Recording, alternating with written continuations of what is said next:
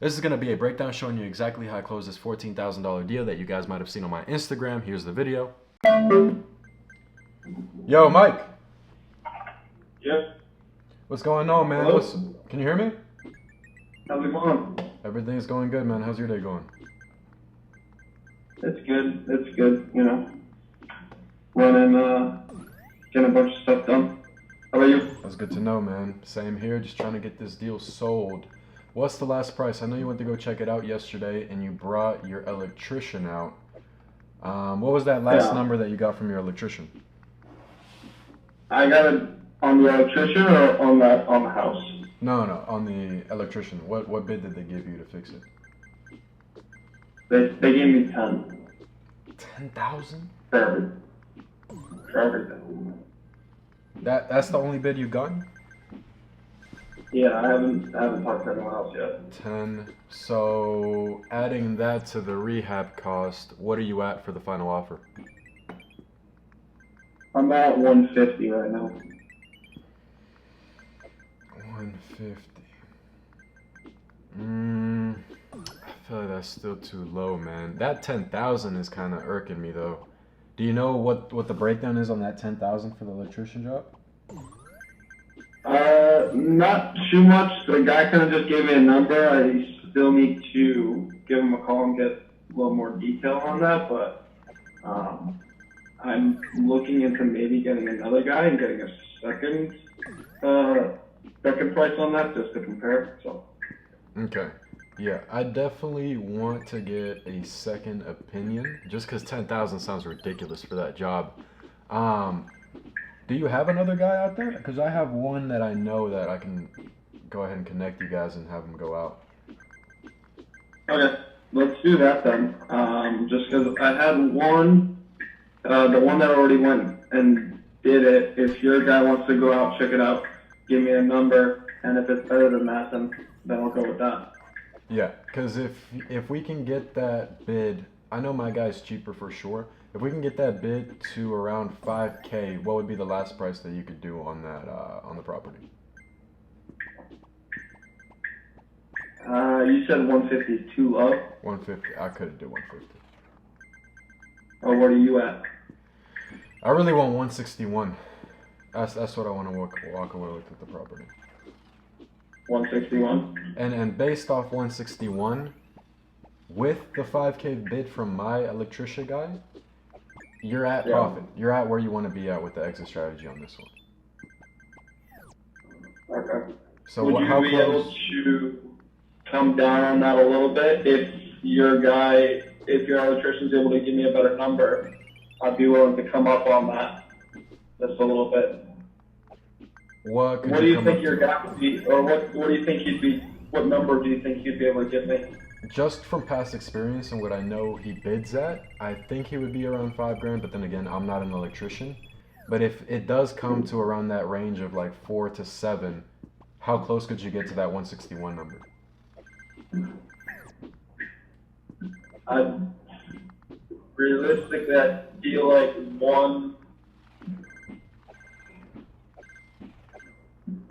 I want to be at least at one.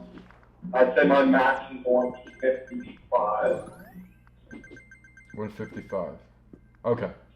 So let's do this. I'll go ahead and talk to my guy, see kind of what his estimate would be without even going to go look at it.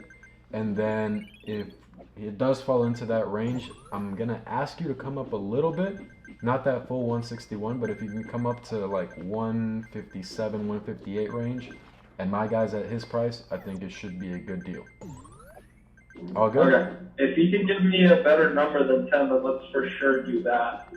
Just because I'll end up saving a lot more on that regardless. Yeah. Perfect. So we'll do that. Let me go ahead and give him a call, and then I'll call you right back, or I'll just text you his information so you guys can communicate. Okay. Cool? Good. All right, man. We'll talk soon. Thank you, Mike. Now you might be asking, Jay, I understand. I saw you negotiate. I saw you talk to him. I saw you brought your own guy. Let us know everything about the deal. Give us a full breakdown. That's what I'm going to do. So let's start from the beginning. How I got the lead, how I got the seller. Most of my seller leads come from cold calling, But I don't like to say that it's cold calling because we're calling specific people with specific levels of motivation. So I know that every person I talk to is at least going to be someone interested in actually selling their property. So for this specific property, the seller Joseph had this property for 17 years. And for the past 2 years, he hasn't made any money from it, and it's only been causing him a pain. The reason that he hasn't gotten a tenant in there is because the condition of the property was just not viable and livable. But here's the thing. Joseph didn't have the money to make the repairs and make the property stand out up to current market condition, so a tenant would come in and pay him every single month. So that's why he wanted to work with me so I could go ahead and get that property off his hands. How I actually got the lead, simple, making the calls, right? The shit that nobody wants to do, but making the calls. And how I actually got the lead was I pulled a list of motivated sellers in that specific area where it's a non-metro city. The property values were under 200,000. The seller was a tired landlord. The seller was not living in that property, so it was a non-owner occupied property. And then the property was vacant. Also, it was a high equity property. Now, the first conversation that I had with Joseph, obviously that wasn't recorded. I don't record every single cold call that I do.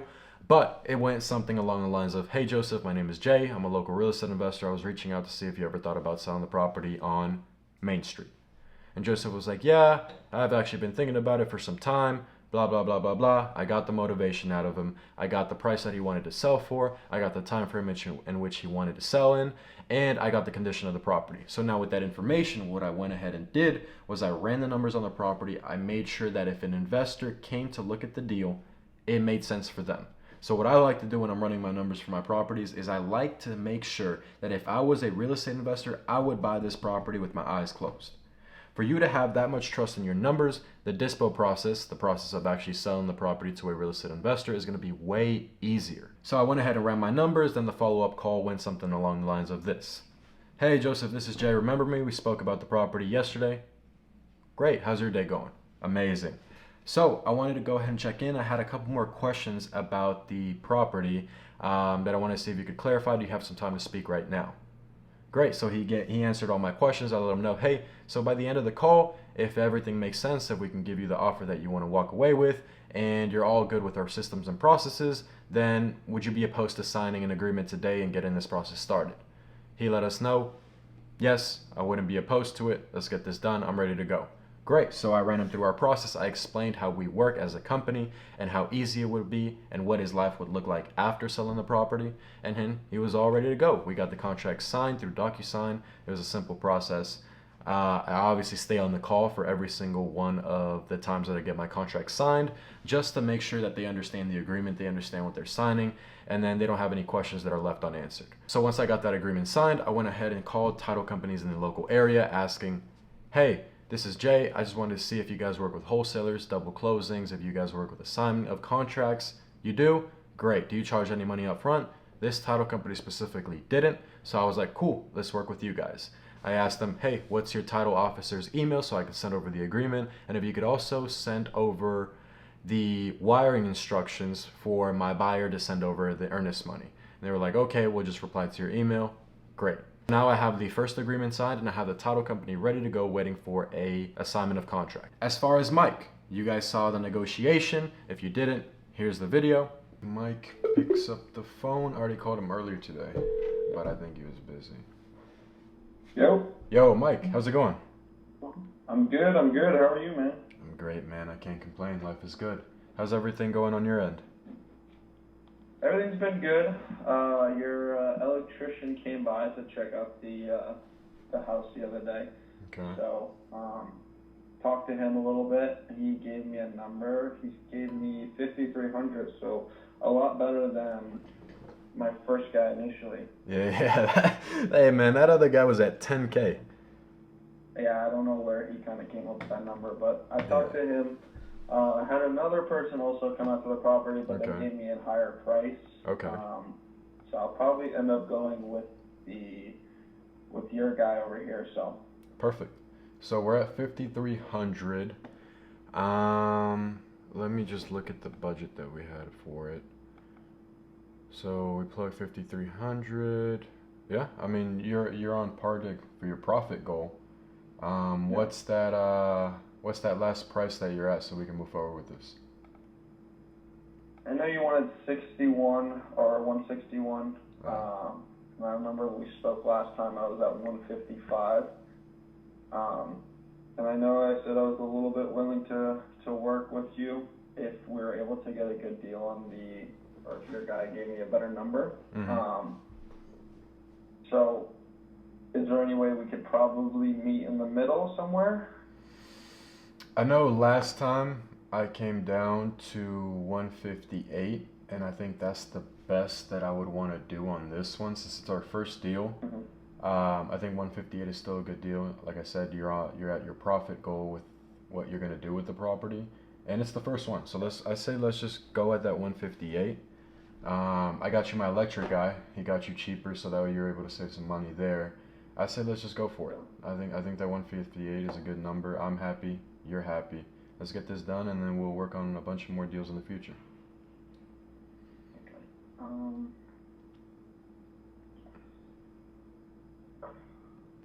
All right. Let's do the 158.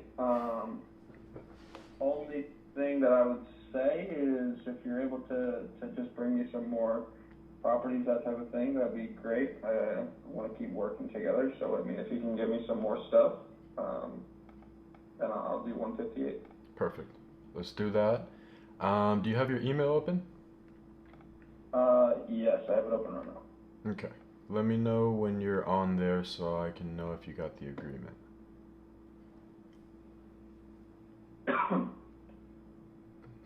Nothing just yet. Nothing yet? Okay. No. It should be sending now. And then I'm also going to send you the wiring instructions for the earnest money. If you can get that in by tomorrow, I know it's Friday, so that'd be the last day before the weekend. Let's get that earnest money in. We'll do $4,000 for this property. And I just sent the agreement, so get that signed. That's through DocuSign, and then the wiring instructions are also added to that email.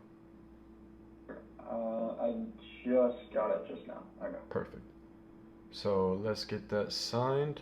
I'll put it to the file for this property on my end, and then we should be good to go. Closing is still set for the same date. Yeah, let's do this, man. First one.